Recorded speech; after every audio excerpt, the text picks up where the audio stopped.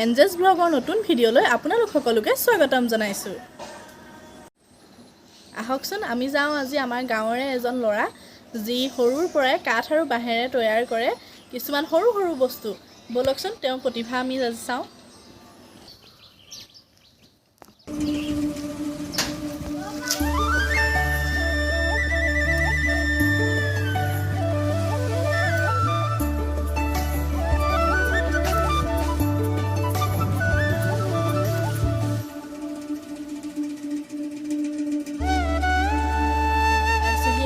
ঘৰ বলক।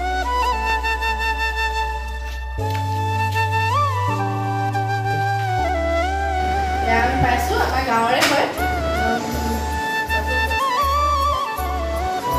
মানসপতি বৰা বাঁহৰ বস্তু চাবলৈ আহিছে। আহকচোন আমি বনোৱা কিছুমান বস্তু চাই লওঁ, তাৰপিছত কেনেকৈ বনাই তেওঁ নিজে কৈ দিব।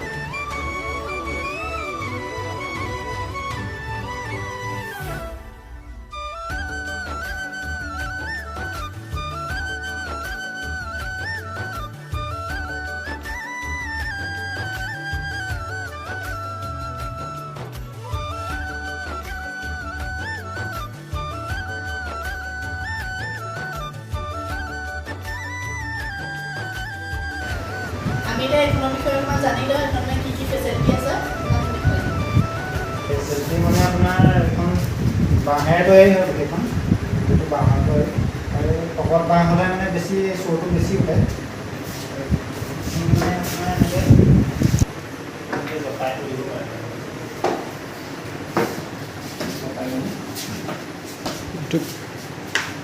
তাৰপিছত আপোনাৰ পিছত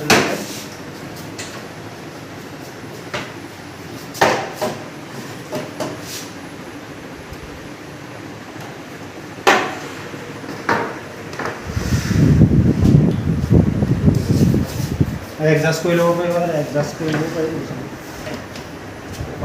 ওখ চাপৰ এডজাষ্ট কৰিব পাৰি। তিনিটা ঘাট আছে মানে।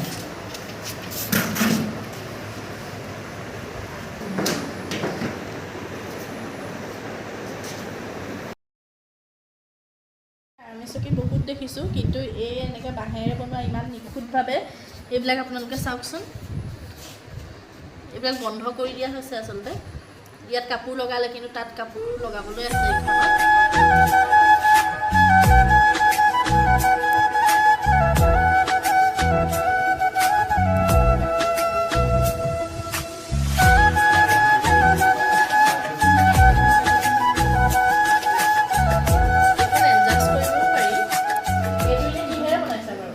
এইটো বাঁহৰে হয়, গোটেইখিনি বাঁহেৰে হয়।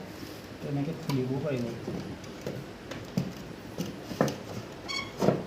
অঁ, খুলি পেলাই ইয়াত বাল্ব লগাই ন?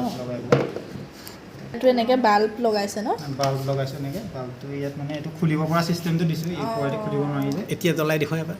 এইটো এনেকৈ, এইটো ইয়াত এনেকৈ জ্বলিব, কিন্তু এইটো লগাই দিয়াৰ লগে লগে ইয়াৰ মানে ডেক'ৰেটটো বেলেগ হয়। এইটো অঁ, আৰু এইখন বিচনী বনাইছিলোঁ, এইবোৰ বনোৱাৰ দিন হ'ল। এইখন কমেও 15 চন।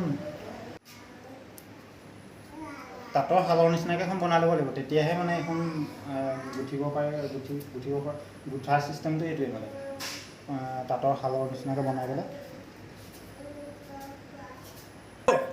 আৰু এটা আমি একেবাৰে ইউনিক এটা বস্তু, আমিতো কলম বহুত দেখিছোঁ। আমি দোকানত বিভিন্ন ধৰণৰ কলম দেখিছোঁ, কিন্তু বাঁহৰ কলম আমি মানে এওঁ হাতেৰে তৈয়াৰী এইটো কলম। এইটো ৰিফিল নাই লগা ন? ৰিফিল লগালে এইটো লিখিবও পৰা হ'ব।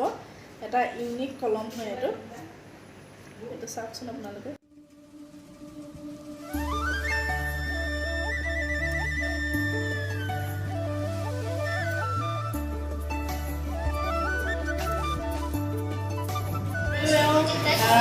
ধুনীয়া বস্তু কিছুমান বনাইছে। এয়া গগনা আৰু এখন কাকৈ ফণি, যিহেতু আমাৰ বিহুত লাগেই।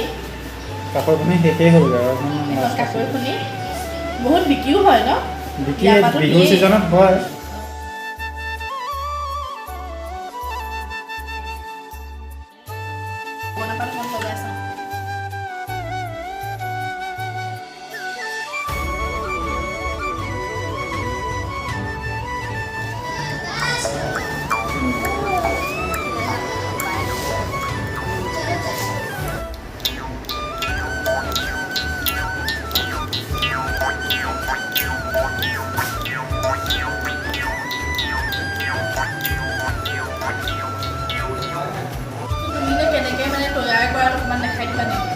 লাষ্টত দেখুৱাম বাৰু।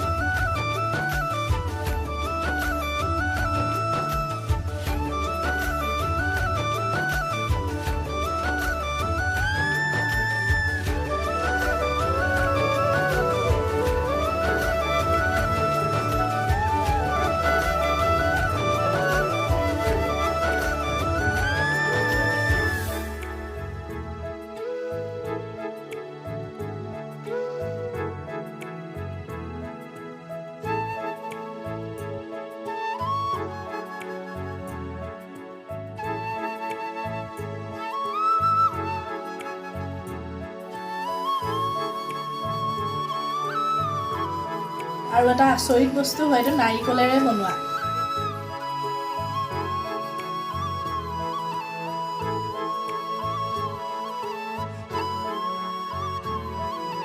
বান্দৰ আছিলে নাৰিকলেৰে বনোৱা।